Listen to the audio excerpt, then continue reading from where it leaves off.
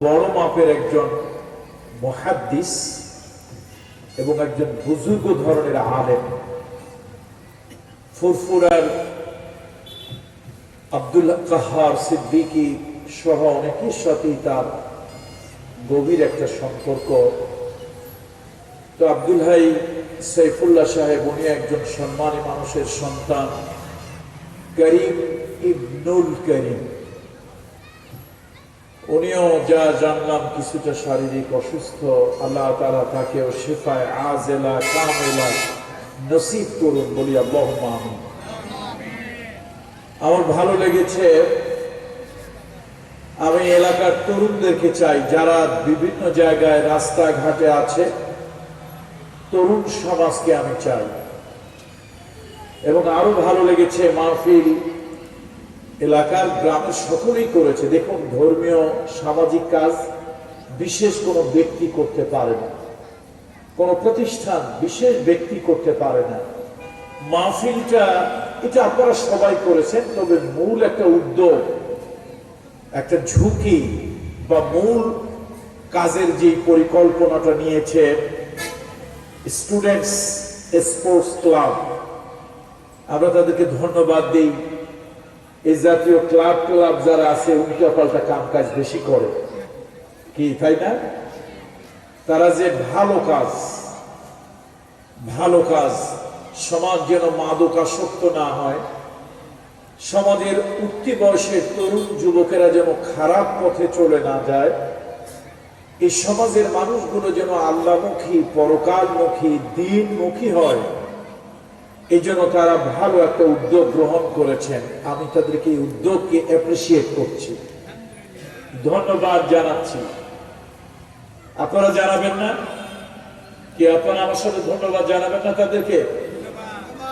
শুকরান লাকুম, তাই না? তোমাদের জন্য ধন্যবাদ।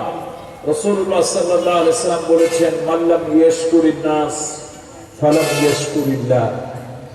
যারা নাকি আল্লাহ তাআলার কৃতজ্ঞতা শুকরিয়া আদায় করতে পারে না, তারা মানুষের শুকরিয়া ও কৃতজ্ঞতাও আদায় করতে পারে না। আমরা ধন্যবাদ জানাচ্ছি তাদেরকে এই সিরাত 11তম সিরাত মাহফিলের আয়োজন করার কারণে। মাইকের ভাইরা ভিতরের কথা আরেকটু ক্লিয়ার করেন, বাহিরে যাই হোক ভিতরের কথাটা আরেকটু ক্লিয়ার হলে ভালো হয়। তো আমি আজকে একটা গুরুত্বপূর্ণ বিষয় আপনাদেরকে একটা টিপস দিতে চাই। এই পৃথিবীতে বড় একটা সমস্যা এখন আমার চোখে। বেশ কিছুদিন আগে মধ্যপ্রাচ্যে গিয়েছিলাম সফরে। আলহামদুলিল্লাহ, সাতকানিয়ার লোকজন তো মোটামুটি, আপনারা পৃথিবীর সব রাষ্ট্রই কম বেশি আছেন, মধ্যপ্রাচ্যেও থাকেন, আপনারা আরবি ভালো বুঝবেন। এক দোকানে গিয়ে জিজ্ঞেস করছি, কাম হাদা হাদা বিকাম, এটার মূল্য কত, প্রাইস কত? তো সে আমাকে মনে করছে ফকির, মিসকিন, দরিদ্র, অথবা আমি এটার উপযোগী নই, আমি এটাকে অ্যাফোর্ড করতে পারবো না। তো সে আমাকে দেখে বলছে, হাদা গালি, এটা খুব দামি, এক্সপেন্সিভ। আচ্ছা, আপনারা যদি এরকম কেউ বলে, আপনি কুমড়া কিনতে গেছেন, কদু কিনতে গেছেন, বেগুন কিনতে গেছেন, দোকানদার আপনার কাছে বিক্রি করবে, এটা তার কাজ, এটা তার কি? এখন সে আপনার কাছে জিনিস পণ্য বিক্রয় না করে যদি বলে এটা খুব দামি, মেজাজটা কি ঠান্ডা থাকার কথা না একটু গরম গরম হওয়ার কথা? এখন আমরা বিদেশ থেকে গেছি, গরমটা ওরকম হইতে পারি না, একটু ভিতরে রাগ ধরলো। বললাম, আখি ফিদ দুনিয়া কুল্লু শাই গালি ইল্লাল ইনসান। বললাম, ভাই তুই যা বললি এটা খুব দামি, এক্সপেন্সিভ, তো আমার কাছে কি মনে হয় জানিস? আমার কাছে মনে হয় দুনিয়ায়, পৃথিবীতে যা কিছু আছে সব কিছু দামি, দাম বাড়তেছে একমাত্র মানুষ ছাড়া। এই মানুষ নামক প্রাণীটার দাম ক্রমান্বয়ে ডে বাই ডে, দিনে দিনে কমতেছে। আপনারা আমার সাথে একমত না দ্বিমত পোষণ করবেন? পৃথিবীতে এখন বড় সমস্যা হলো ঘুষ। আমি একটা প্রতিষ্ঠান, সরকার অনুমোদিত একটা প্রতিষ্ঠানের প্রিন্সিপাল, সচিবালয়ে মন্ত্রণালয়ে একটা কাজে গিয়েছি, একটা ইন্টারভিউ। ভদ্রলোক আমাকে জিজ্ঞেস করেছেন, আচ্ছা বলুন, এই পৃথিবীর মধ্যে সব থেকে হিংস্র প্রাণীর নাম কি? যেই প্রাণীর হাতে সব থেকে বেশি মানুষ নিহত হয়েছে। আমি আসলে খুব একটা দুশ্চিন্তায় পড়ে গিয়েছি, কি বলবো? বাঘ, সিংহ, হাতি, সাপ, বিচ্ছু, কি বলবো? আচ্ছা আপনারা হলে কি বলতেন? এই পৃথিবীতে সব থেকে হিংস্র প্রাণী কি? এই যেই প্রাণীর হাতে সব থেকে বেশি মানুষ নিহত হয়েছে। আমি আসলে একটু কনফিউশন, একটু হেজিটেশন, একটু দ্বিধা দ্বন্দ্বের মধ্যে পড়ে গেলাম। যিনি ইন্টারভিউ নিচ্ছিলেন তিনি একটু মুস্কি হেসে বললেন, পীর সাহেব, পীরজাদা, আপনাকে কষ্ট দেব না, বিব্রত করব না, আবার বরদোয়া করবেন। উত্তরটা আমি বলে দিচ্ছি, পৃথিবীতে সব থেকে হিংস্র প্রাণীর নাম হলো মানুষ। এই পৃথিবীতে আদম আলাইহিস সালাম, তার সন্তান হাবিল এবং কাবিল, হাবিল আর কাবিলের মাধ্যমে যে ঝগড়া হলো, প্রথম পৃথিবীতে মানুষ হত্যা হলো প্রথম। সেই থেকে শুরু করে আজ পর্যন্ত পৃথিবীতে কোনো যুদ্ধে, পৃথিবীতে কোনো বাঘ, সিংহ, হরিণ, হাতি, সাপ, বিচ্ছু, এমনকি অ্যামাজনের জঙ্গলে যে হিংস্র প্রাণী আছে, এদের হাতেও এত মানুষ মারা যায়নি। এই মানুষ নামক প্রাণীর হাতে যত মানুষ মারা গিয়েছে। আপনারা আমার কথায় বিরক্ত হচ্ছেন না তো? আমি তো কথা ভূমিকা শুরু করছি আর কি। খুব লম্বা আলোচনা করব না, আমার আলোচনার সময় আজকে ওয়াকফ করব শেখ আমার স্নেহের করিম ইবনুল করিম আব্দুল হাই সাইফুল্লাহ সাহেবের জন্য। আমি আপনাদেরকে একটু টিপস দেব, আমি নিজেও যেন ভালো মানুষ হতে পারি, আপনারাও যেন ভালো মানুষ হতে পারে। যেই sports club, students sports club যারা আজকের আয়োজনটা করেছে, তারাও যেন একটা ভালো সমাজ, ভালো মানুষ তৈরি করতে পারে। সে ভালো মানুষ হওয়ার জন্য আমি কোরআন হাদিস ঘাটাঘাটি করে দেখলাম 10টা টিপস। যত দ্রুত সম্ভব, সংক্ষেপে সম্ভব, এর উপরে আমি একটু কথা বলবো আপনাদের। ভালো মানুষ হওয়ার জন্য পৃথিবীতে সবকিছুই দিন দিন দাম বাড়ছে। জমির দাম বাড়ছে, তরকারির দাম বাড়ছে, আলুর দাম বাড়ছে। এক সময় ডিম কিনেছি, আমার নিজের মনে আছে, 1 টাকা 25 পয়সা, এর থেকে কম এরকম হালি কিনতাম বাজার থেকে। খুব ভালো একটা আইসক্রিম 50 পয়সা দিয়ে খেয়েছি, যেটা এখন বোধহয় 50 টাকা দিয়েও পাওয়া সম্ভব নয় বাজারে। ভালো মানের, খুব ভালো মানের আইসক্রিম। ছোটবেলায় তো আইসক্রিমের প্রতি একটা লোভ লালসা থাকে, এটা স্বাভাবিক। তো এই যে ছোটবেলা থেকে আলুর দাম তখন যা দেখেছি, চালের দাম তখন যা দেখেছি, দিন যতই যাচ্ছে বাড়ছে।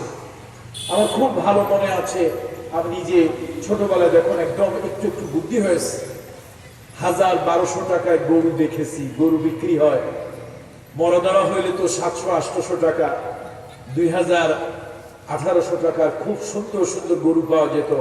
আচ্ছা, এখন ওই ধরনের গরু লাখ টাকার নিচে কল্পনা করা যায়? সবকিছুর দাম বাড়তেছে। অবশ্য এক জায়গায় জিনিসের দাম কম, এক জায়গায়। দেশে যদি নির্বাচন আসে, সেটা এমপি নির্বাচন হোক আর চেয়ারম্যান নির্বাচন, মেম্বার নির্বাচন হোক, দেখবেন বাজারে গেলে মুরগির দাম আছে, তারপরে ঈদের আগে ছাগল, তারপরে পাঠার দাম আছে, তারপরে ঈদ বা বিভিন্ন অনুষ্ঠানে কিনতে গেলে গরুর দাম আছে। শুধু নির্বাচনের আগে মানুষের দাম নাই। একটা মাথা বিক্রি হয় 200, 500, কিছু চা বিস্কিট অথবা একটা ফ্রি স্লোগানের মাধ্যমে মানুষ বিক্রি হয়ে যায়। সর্বোচ্চ 2-2.5 হাজার টাকার মধ্যে একটা মানুষ কিনতে পাওয়া যায়। তো আমার আজকের কথা হলো, আমি যেন মানুষ হতে পারি। পীরের ঘরে জন্মগ্রহণ করেছি, মাদ্রাসায় পড়াশোনা করেছি, 2 হাত আছে, পা আছে, চোখ আছে বলি আমি যে মানুষ হতে পেরেছি কিনা আল্লাহ ভালো জানে। এই জন্য সে মানুষ হওয়া দরকার। একটা গল্প বলবো, রাগ করবেন আপনারা? আমি আগেই বলি, ওলামা ইকরামরা যারা আছেন, এই গল্পটা কিন্তু কোনো কোরআন আর হাদিসের গল্প নয়। এটা একটা বুজুর্গদের কওল। তবে আমার অভ্যাস আমি আমার শ্রোতাদেরকে কোরআন এবং হাদিসের বাহিরে কোনো কথা যদি আমি বলি, ওইটা আমার শ্রোতাদেরকে আমি বলে দেই, যাতে তারা কোনো কনফিউজ না হয়, তারা যেন দ্বিধান্বিত না হয়। সেজন্য আমি আমার শ্রোতাদেরকে বলে দেই, একটা গল্প আপনাদেরকে আমি শোনাতে চাই। এটা কোনো কোরআন এবং হাদিসের গল্প নয়, এটা বুজুর্গদের একটা কওল। এক বেচারার অসুস্থ হয়েছে। এখন ওই যুগে, আগের যুগে তো আর MBBS, FCPS, FRCS এই জাতীয় কোনো ডাক্তার আগের দিনে ছিল না। আচ্ছা, 50, 100, 200 বছর আগে কি ছিল মুরব্বীরা একটু বলেন তো? এই তো মাশাআল্লাহ, জাযাকাল্লাহ। আগের দিনে ছিল কবিরাজ। তারা বিভিন্ন ধরনের শালসা অথবা বড়ি বানিয়ে দিত। বড়ি, এই আজকের যুগের আপনারা ছেলে পেলে যারা আছেন, এই যুগের জেনজি, এই জেনারেশন, আপনারা বলে বড়ি টড়ি বুঝবেন না, ট্যাবলেট হলে ভালো বুঝবেন। তো আগের দিনের কথা, এক বেচারার একটা অসুখ হয়েছে, হাজার কবিরাজ দেখাইছে, কিন্তু কোন জায়গায় এটা ভালো হয় না। শেষ পর্যন্ত লোকেরা তাকে পরামর্শ দিল, তুমি চট্টগ্রাম নামক একটা জেলা আছে, এর দক্ষিণে লোহাগাড়া একটা উপজেলা আছে, সেই উপজেলায় গেলে মসজিদের পাড়া একটা জায়গা আছে, এখানে একজন কবিরাজ আছে। এই কবিরাজ খুব নাম যশ আছে, ওনার ঔষধ খেলে মানুষ ভালো হয়। বেচারা অনেক দূর, শত শত মাইল দূর থেকে সে কবিরাজের কাছে এলো তার রোগের চিকিৎসা নেওয়ার জন্য। কবিরাজের 2টা গুণ, উনি একজন দক্ষ কবিরাজ, অভিজ্ঞ কবিরাজ, সাথে ওনার আরেকটা গুণ হলো উনি একজন ভালো আমলি মানুষ, একজন বুজুর্গ আল্লাহওয়ালা ব্যক্তি। কত শুনতেছেন তো আপনারা আমার? এবার ওই রুগী এলো, অনেক কাঠখড় পোড়াইয়া শত শত মাইল পাড়ি দিয়ে, নিজের রোগ কোনো জায়গায় ভালো হয় না, কোনো কবিরাজ ভালো করতে পারে না, এই নাম যশওয়ালা কবিরাজের কাছে এলো, যিনি শুধু একজন কবিরাজ নয়, তিনি সাথে সাথে একজন আমলি মানুষ, একজন বুজুর্গ আল্লাহওয়ালা ব্যক্তি। তার কাছে এসে বলল যে আমি অসুস্থ, অনেক ডাক্তার কবিরাজ দেখালাম, ভালো হলাম না। উনি সবকিছু দেখে শুনে অভিজ্ঞ মানুষ, বুঝলেন আসলে তার ফিজিক্যাল কোনো রোগ নাই, রোগ তার মেন্টাল, মানসিক রোগ। উনি মানসিক রোগের একটা বুদ্ধি করে কিছু ঔষধ, সামান্য কয়েকটা বড়ি দিলেন, বললেন এই বড়িগুলো সেবন করলেই তুমি ভালো হয়ে যাবে। কথা কি শুনতেছেন তো আপনারা? এই বড়িগুলো সেবন করলেই তুমি ভালো হয়ে যাবে। আর লাগবে না, তুমি এটাতেই সুস্থ হয়ে যাবে, তবে একটা শর্ত, এই বড়িগুলো নিজেরটা নিজে খেলে হবে না, এই বড়িগুলো কোনো মানুষের মাধ্যমে খেতে হবে, অর্থাৎ কোনো মানুষ তোমাকে খাইয়ে দেবে। লোকটা চিন্তা করলো, এত শত শত মাইল দূরের থেকে আসলাম একজন কবিরাজের কাছে, ভাবছিলাম না জানি কত হাজার ওষুধ দেয়, বোধহয় মাথায় বহন করে নিয়ে যেতে হয়, এই বেচারা মাত্র কয়েকটা বড়ি দিল, তাও আবার বললো এটি আমি ভালো হয়ে যাব, তবে শর্ত দিল, একটা কঠিন শর্ত, সেটা হলো একজন মানুষ খাওয়া দিতে হবে। এটা কঠিন না, পৃথিবীতে মানুষের তো অভাব নাই। ওই বুজুর্গ ব্যক্তি, ওই অভিজ্ঞ কবিরাজ একটা আয়না দিলেন, আয়না, মিরর,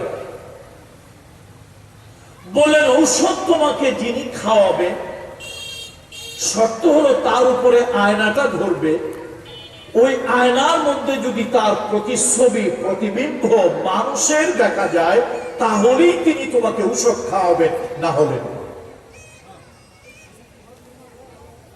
লোকটা চিন্তা করলো, বাপরে বাপ, কি পাগল কবিরাজের কাছে এলাম, এটা তো একটা ভিন্ন রকম শর্ত। আচ্ছা ঠিক আছে, এটা অসম্ভব কিছু না, আমার পরিবারে তো লোকজন কম নাই, গ্রামেও লোকজন কম নাই। এবার সে সেই মিররটা, আয়নাটা নিয়ে সযতনে ওই বড়িগুলো, আজকের ভাষায় ট্যাবলেট, সেই বড়িগুলো নিয়ে বিখ্যাত কবিরাজ থেকে বাড়ি এলো। এবার সে ঔষধ সেবন করবে, পরিবারের লোকদেরকে ডাকলো, আসো। কবিরাজের শর্ত হলো ঔষধ কেউ খাইয়ে দেবে, আমারটা তো আমি নিজে খেতে পারবো না, তো ঔষধ আমাকে খাইয়ে দাও। আয়নাটা যার উপরে ধরা হলো, সর্বনাশ, এই আয়নার ভিতরে মানুষের প্রতিবিম্ব, মানুষের প্রতিচ্ছবি নয়, দেখা গেল কোথাও শিয়ালের প্রতিচ্ছবি, কুকুরের প্রতিচ্ছবি, ময়ূরের প্রতিচ্ছবি, কাকের প্রতিচ্ছবি ইত্যাদি দেখে সে অবাক হয়ে গেল, ভয় পেয়ে গেল। এবার চলে গেল বাজার, হাজার মানুষ বাজারে, হাজার মানুষ বাজারে, বাজারে যার উপরে আয়নাটা ধরে, সেই আয়নার মধ্যে তো মানুষের ছবি, প্রতিচ্ছবি আসার কথা, প্রতিবিম্ব আসার কথা। দুর্ভাগ্য, যার উপরে ধরে দেখে একটা শৃগাল, একটা হায়না, একটা সিংহ, একটা বাঘ, একটা হিংস্র প্রাণী। উনি আয়নাটা ওইভাবে বন্ধ করে ঔষধ খাওয়া, ভালো হয়ে গেছে রোগ। এই অবস্থায় আবার শত শত মাইল পায়ে হেঁটে চলে গেলেন সেই কবিরাজ, যিনি শুধু কবিরাজ নন, উনি একজন বুজুর্গ, আমলি, আল্লাহওয়ালা মানুষ।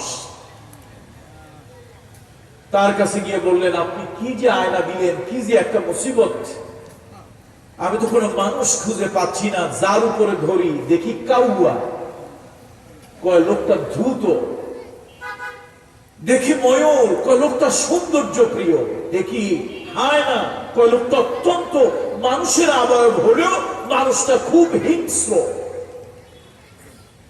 আমি আবার বলছি, আই রিপিট ইট, বলছিলাম এটা কিন্তু কোরআন এবং হাদিসের কোনো কথা না, বলছিলাম কিনা? কিন্তু পৃথিবীতে অনেক গল্প আছে, অনেক কথা আছে, যেটা গল্প হলেও তার মধ্যে মানুষের জন্য শিক্ষণীয় কিছু আছে। এবার আসুন তো, এই বুজুর্গদের এই গল্পটা যদি সত্য হয়েও যায়, আমি তো ভয় পাচ্ছি, ওরকম একটা আয়না যদি আমি কামরুল ইসলাম সাঈদ, আমার উপরে যদি ধরা হতো, আমি সত্যি মানসিকভাবে ভয় পাচ্ছি। এরকম যদি কোনো আয়না সত্যি বাস্তবিক পৃথিবীতে থাকতো বা থেকে থাকে, অথবা এরকম ঘটনা যদি বাস্তবে হয়ে থাকতো, তাহলে ওই আয়নাটা আমার উপরে ধরলে, আল্লাহ ভালো জানেন, এই মঞ্চে আমি বক্তৃতা দিচ্ছি, আন্তর্জাতিক খ্যাতি সম্পন্ন মানুষ, আমি পীরের সন্তান, পীরজাদা আলেম, আমার প্রতিচ্ছবিটা মানুষের নাকি হিংস্র কোন প্রাণীর আসতো, আল্লাহ ভালো জানে। এই কথাগুলো আমি ভূমিকা শুরু করছি। আমার আজকে মূল টপিকস হলো, পৃথিবীতে সব কিছু দামি, শুধু দাম কমতেছে কার? সুতরাং মানুষ হওয়া দরকার। কি হওয়া দরকার ভাই? দুটি পাও নিয়ে জন্মগ্রহণ করলেই মানুষ হয় না, দুটি চোখ নিয়ে জন্মগ্রহণ করলেই মানুষ হয় না, একটি জিহবা, একটি মুখ, একটি নাক, দুটি কান নিয়ে জন্মগ্রহণ করলে মানুষ হয় না। আসলে মানুষ হয় তার মনুষ্যত্ব, তার ইনসানিয়াত, তার হিউম্যানিটিতে মানুষ হয়। সুতরাং সে মানুষ হওয়ার জন্য আমি নিজেকে নসিহা করছি 10টা টিপস। যদি একটু মনে রাখা সম্ভব হয় মনে রাখবেন। তবে বিত্তফসিল ব্যাখ্যা বিশ্লেষণ করে লম্বা করে বলবো না, যেহেতু আমি আমার সময়টা আজকে অক্ষ করতে চাই। আমার প্রিয় শায়েখ, যদিও তিনি বয়সে আমার ছোট, তবে তিনি সম্মানী একজন ব্যক্তির সন্তান, একজন বুজুর্গ আলেম, একজন মুহাদ্দিসের সন্তান, আব্দুল হাই মোহাম্মদ সাইফুল্লাহ। আমার সময়টা আমি তার জন্য অক্ষ করবো, এই জন্য খুব লম্বা বিত্তশীল কথা বলবো না। আসুন আজকে নিজেকে উপলব্ধি করি, আমি যেন মানুষ হতে পারি। আমার বক্তব্যগুলো শুনে আপনারাও যেন মানুষ হতে পারেন। পড়েন আল্লাহুম্মা আমিন। তাহলে 10টা টিপস। প্রথম হলো, মানুষ হতে হলে আপনাকে 2 পাও 2 মাথা 2 পাও 2 হাতওয়ালা হলেই হবে না, আপনাকে আকলে বোধে মানুষ হতে হবে। এই জন্য মানুষ হওয়ার জন্য প্রথম টিপস দেব, আত্মসমালোচনা করা, ইহতিসাব, মুহাসাবাতুন নফস লিতাজকিয়াতিহা। এই জন্য আল্লাহ তাআলা কোরআনুল কারীমের ভিতরে আল্লাহ তাআলা ইরশাদ করেছেন, قد أفلح من تزكى وذكر اسم ربه فصلى। ওই লোকটা সফল হলো।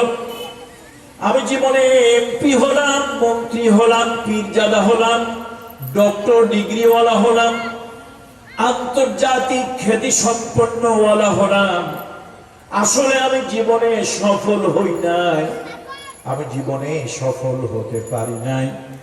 আল্লাহ তাআলা বলেন, ওই লোকটা হলো সফল যে লোকটা নিজেকে পবিত্র করলো। তাজকিয়া নফস, আর পবিত্র করা, নিজেকে পিউরিফাই করা, এটার জন্য সবথেকে বড় মাধ্যম হলো নিজের সমালোচনা করা। বলেন কার সমালোচনা? ক্রিটিসিজম ফর সেলফ পিউরিফাইড, নিজেকে শুদ্ধ করার জন্য, নিজেকে ভালো করার জন্য নিজের সমালোচনা করা। আচ্ছা ভাই, আমরা কি নিজের সমালোচনা করি না অন্যের সমালোচনা করি? এটা আমাদের একটা মানসিক চরিত্র। আমি 1000টা অপরাধ করি, 1000টা দোষ করি, লক্ষ কোটি দোষ করি, নিজের দোষ নিজে দেখি না, কিন্তু অন্যের দোষ আমি শুধু ধরি। আমি যদি নিজের দোষটা নিজের আয়নায় খুঁজে পেতাম, তাহলে আমি একজন ভালো মানুষ, পবিত্র মানুষ, পরিচ্ছন্ন মানুষ, প্রকৃত একজন মানুষ আমি হতে পারতাম। আমার ভুলটা, আমার দোষটা আমি নিজে যদি ধরতে পারতাম। এই জন্য নিজের সমালোচনা করা, সারাদিনে সমালোচনা করা। যুবক বন্ধুরা, আমার স্পোর্টস ক্লাবের বন্ধুরা, আপনাদেরকেও বলছি, এই এলাকার ইয়াং জেনারেশন, তাদেরকেও বলছি, আসলে আমরা একটু সমালোচনা করি, আত্মসমালোচনা। আজকে কয়টা মিথ্যা কথা বললাম? আজকে কয়টা মিথ্যা কথা বললাম? কয়টা ভালো কাজ করলাম? কোন কোন কাজটা মানবিক করলাম? কোন কোন কাজটা অমানবিক করলাম? আমি নিজে এই চিন্তাগুলো যদি করি, তাহলে কিন্তু আমার বিবেক আমাকে পথ দেখাবে যে আমি এই কাজগুলো খারাপ করেছি। বিবেক কিন্তু খুব ভালো, বিবেকের আদালত ভালো। আচ্ছা বলেন তো, ফেরাউন ভালো মানুষ না খারাপ মানুষ? একটু জোরে কর। এই ফেরাউন নিজের দাবি করছে, আনা রব্বুকুমুল আ'লা, আমি তোমাদের বড় খোদা। কি এটি কি বড় খোদা না বড় বাপ্পা? এটা বড় হুদা, খালি এমটি। অথচ সে নিজের দাবি করছে, আমি তোমাদের বড় খোদা। এই ফেরাউন রাতের বেলা কি করতো জানে? ফেরাউন পাহাড়ে গিয়ে কাঁদতো। আচ্ছা, আপনি আমি কখনো কাঁদি না? বলেন না ভাই, কোন সময় কাঁদছেন জীবনে? আপনি আমি কাঁদলে এই চোখ দিয়ে তপ্ত অশ্রু, গরম পানি বের হয়, এই বের হইয়া গর্ত দিয়ে এটা গাল দিয়ে গড়িয়ে গড়িয়ে দাড়িতে নিচে পড়ে। ফেরাউন কি করতো জানে? ফেরাউন নিজের বিবেকের কাছে প্রশ্ন করতো, আচ্ছা ফেরাউন আসলেই কি তুমি বড় খোদা? ফেরাউনের বিবেক বলতো, বেটা তুই এক নম্বর একটা বাটপা, এই বেটা তুই কেমনে বড় খোদা হইল? তো যদি খোদা না হই আমার তো ক্ষমতা দরকার। এবার ফেরাউন পা উপর দিকে দিয়ে, ঠ্যাং উপর দিকে দিয়ে, মাথা নিচের দিক দিয়ে কাঁদতো। তো আমরা তো এই অবস্থায় কাঁদি, চোখের পানি নিচে পড়ে। আচ্ছা বলেন, ঠ্যাং যদি উপরে থাকে, মাথা যদি নিচে থাকে, তো চোখের পানি কোথায়? গাল ভেজে না কপাল ভেজে? কথা কয় না লোকেরা। ফেরাউনের এই চোখের পানি দিয়ে কপাল ভিজে যেত। আকাশের দিকে তাকিয়ে ফেরাউন বলতো, আকাশের মালিক তুমি প্রকৃত রব, কিন্তু আমি দুদিনের জন্য ক্ষমতার জন্য একটু বাটপারি করি। তাহলে ফেরাউনের বিবেক তাকে ধোঁকা দেয়নি। আজকে আপনি আমি আর যাই হোক, অন্তত ফেরাউনের মতো অত বড় মার্কা মারা খারাপ মানুষ হই নাই। কি ভাই, আপনি কি ফেরাউনের মতো অত মার্কা মারা খারাপ মানুষ হইছেন? আমিও খারাপ মানুষ হয়তো, আল্লাহ মাফ করুন, কিন্তু ফেরাউনের মতো অত খারাপ হই নাই। তো ফেরাউনের বিবেক যদি ইহতিসাব করার কারণে, আত্মসমালোচনা করার কারণে, নিজের ক্রিটিসিজম করার কারণে ফেরাউনের বিবেক যদি তাকে ধোঁকা না দেয়, আপনার আমার বিবেক আপনাকে আমাকে ধোঁকা দেবে না। আসুন, মানুষ হওয়ার জন্য সর্বপ্রথম আমরা একটু সমালোচনা করি, নিজের সমালোচনা। কার সমালোচনা? বলুন কার? নিজের। এই জন্য আল্লাহ তাআলা বলেছেন, যারা নাকি আল্লাহর জিকির করে, আল্লাহর স্মরণ করে, সালাত আদায় করে, আর যারা নাকি নিজের আত্মসমালোচনা করে, আমি কোন কোন কাজটা ভালো করলাম, কোন কোন কাজটা খারাপ করলাম, কি কাজ আমার করা উচিত ছিল, কি কাজ আমার করা উচিত ছিল না, এই কাজগুলি যদি সত্যি কোনো মানুষ করে, ওই মানুষটা আর খারাপ থাকবে না, ওই মানুষটা একজন ভালো মানুষ হয়ে যাবে। সুবহানাল্লাহ। আল্লাহ আমাদের সকলকে তৌফিক দান করুন। তাহলে ভালো মানুষ হওয়ার জন্য 10টা টিপস।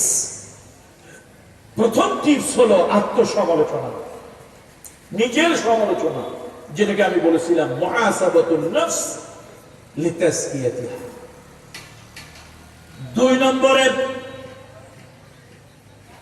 2 নম্বরে হলো আল্লাহর সাথে ভালো সম্পর্ক করা। স্রষ্টার সাথে সৃষ্টি যতক্ষণ পর্যন্ত ভালো সম্পর্ক না করবে, ওই মানুষটা নিজেকে কখনো ভালো বানাতে পারবে না।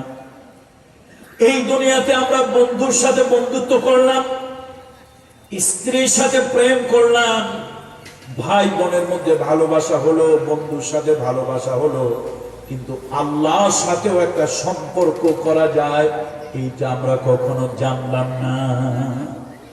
বাবার সাথে মেয়ের একটা প্রেম আছে, স্বামীর সাথে স্ত্রীর প্রেম আছে, বন্ধুর সাথে বন্ধুর প্রেম আছে, দাদা দাদি নাতি নাতনির সাথে প্রেম আছে।